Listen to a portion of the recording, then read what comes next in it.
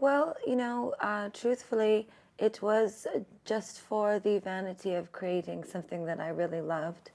Uh, Myself and Stephen Klein and Nick Knight all got together, and Nick Knight and I worked on the bottle. Stephen and I worked on the ad campaign together, and I worked on the fragrance itself, the smell of it with Coty and their parfumeries in Paris. And it was a lovely experience with some obstacles, as I am quite difficult when it comes to selling products because I don't care to sell anything unless it's really nice. Fame is the first ever black eau de parfum.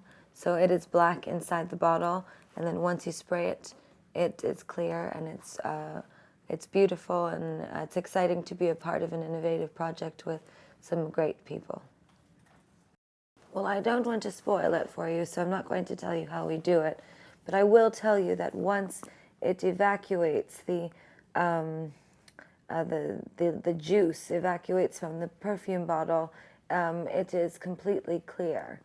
So I don't want to give it away, but that is what we've done. And the smell as well is innovative. It's push-pull technology, so you're not smelling things in stages the way that you do with other perfumes. You're smelling them simultaneously all at once. Kind of like when you look at me in one of my outfits. You're sort of experiencing lots of different statements at once. You need a second to take it all in.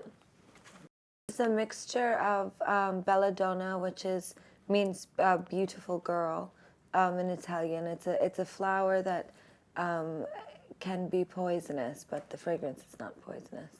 And that is mixed with the smell of a fresh, juicy apricot and honey drops. It also has saffron in it. It's sort of the way that you use saffron in cooking to combine things together. That was something I wanted to do. There's saffron in there as well, and there's also a little bit of incense. So there's a little bit of a masculine quality to part of the fragrance. There's sort of a duality with the fragrance, but in terms of the smell and the purity of it, it's a quite delicious, succulent, slutty, seductive fragrance. Yes, it certainly does. I wear it all the time. And it was also meant to smell like what I would wear to seduce someone, because that is ultimately how you become famous, is by seducing the world. And I hope you feel sexy, and I hope you feel the fame. I was very involved from the very beginning. Every aspect of the fragrance came from myself and the House of Gaga working on it for a while. Well, this started as an idea. It didn't start as a fragrance, if that makes any sense. So I wanted to make a black perfume called Fame, and then it happened. This fragrance, in terms of the meaning of it, is that fame is an interesting prospect, but there are dangerous things lurking around the corner. That is why it is black. That is why the fragrance is made out of the scent of a poisonous flower, the belladonna.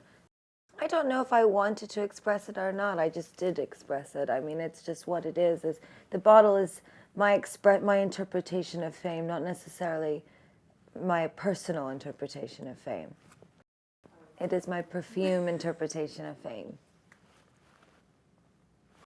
The actual fragrance isn't, is an expression of fame, right? So I guess what I'm trying to say, it's my perfume expression of fame. It's not my personal expression of it. I'm not saying anything in the fragrance about my personal life. I'm just making a funny product. For me, it is just about making stuff that I love with my friends and nothing more. And we tried to create it so that you could experience the luxury of going into a beautiful boutique to buy a very nice, expensive, elegant fragrance, but be able to have it and at different prices and more affordable.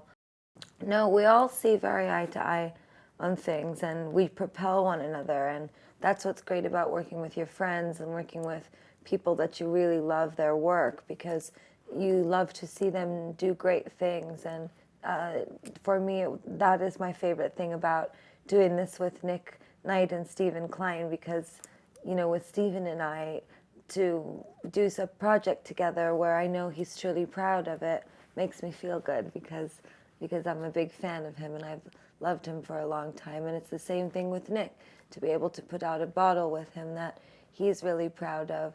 You know, these are sort of my fashion and photographic heroes. So this is pivotal for me in a different way. This really isn't about fragrance for me. Yeah. Well, I don't want to explain the actual film because I want people to interpret it for themselves, but I will say that we worked on it side by side for a really long time, and he put his heart and soul into it. I mean, he worked so hard on it, and he did such a beautiful job, and he cared so much about every little detail, and I mean, me as well, but he might be even worse than I am, and God love him. I mean, I respect him so much.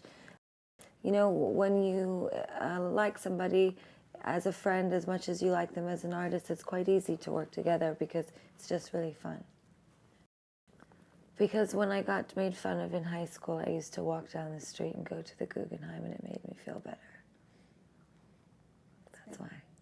I just liked to look at the Brancusi's exhibit. I'm excited to start venturing into this new world that is art pop for me, my new album and new creative experience in my life that I'm having. I'm able to create and communicate with my fans now through images and products and all sorts of different things, because that is the sort of generation that we live in. It's sort of this mad mix of media and technology and products and sound and sensors and transmission of information. And I am excited to continue to stretch the boundaries of what that can mean, as I did not do that very much on my last album. It was focused very differently, so I'm excited to be doing that now.